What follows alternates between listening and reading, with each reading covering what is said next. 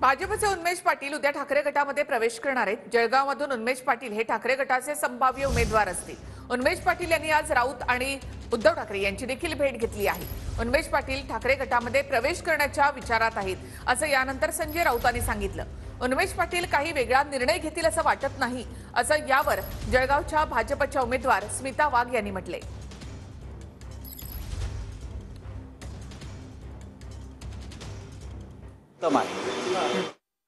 12 वाजता उन्मेष पाटील ठाकरे गटामध्ये प्रवेश करतील। उद्धव पाटील शिवबंधन हाती बांधणार आहेत। पारोळाचे माजी नगराध्यक्ष करण पवारही ठाकरे गटात प्रवेश करणार आहेत। उद्या दुपारी 12 वाजता उन्मेष पाटील ठाकरे गटात प्रवेश करणार। उद्धव ठाकरेंच्या उपस्थितीत मातोश्रीवर उन्मेष पाटील शिवबंधन हाती बांधणार आहेत। पारोळाचे माजी नगराध्यक्ष करण पवारही ठाकरे गटात प्रवेश करणार आहेत। उन्मेष पाटलांनी आज सामना कार्यालयात संजय राऊतांची भेट घेतली। राऊतांच्या भेटीनंतर उन्मेष पाटलांनी उद्धव ठाकरेंची भेट घेतल्यानंतर भूमिका स्पष्ट केलेली आहे। 2014 मध्ये उन्मेष पाटील चाळीसगाव मतदारसंघातून भाजपच्या तिकिटावर निवडून आले होते, तर 2019 मध्ये भाजपनं जळगाव लोकसभा मतदारसंघातून उन्मेष पाटलांना तिकीट दिलं। 2019 मध्ये उन्मेष पाटील जळगाव मतदारसंघातून मोठ्या मताधिक्यानं निवडून आले होते, मात्र आता उन्मेष पाटलांच्या जागेवर स्मिता वाघ यांना जाहीर उमेदवारी केल्यानं उन्मेष पाटील नाराज आहेत।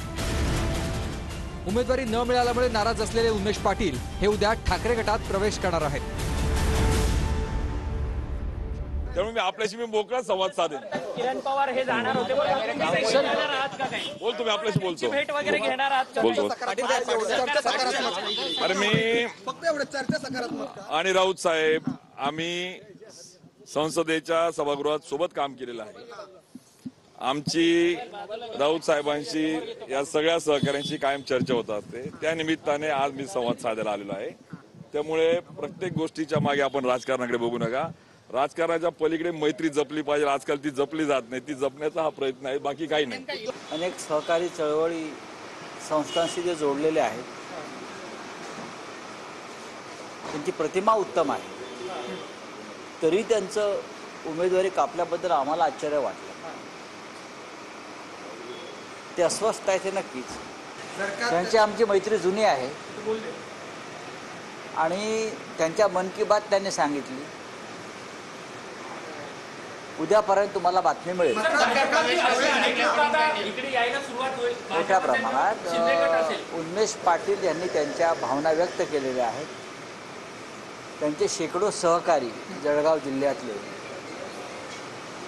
हे त्यांच्याबरोबर शिवसेनेमध्ये प्रवेश करण्याच्या विचारात आहेत।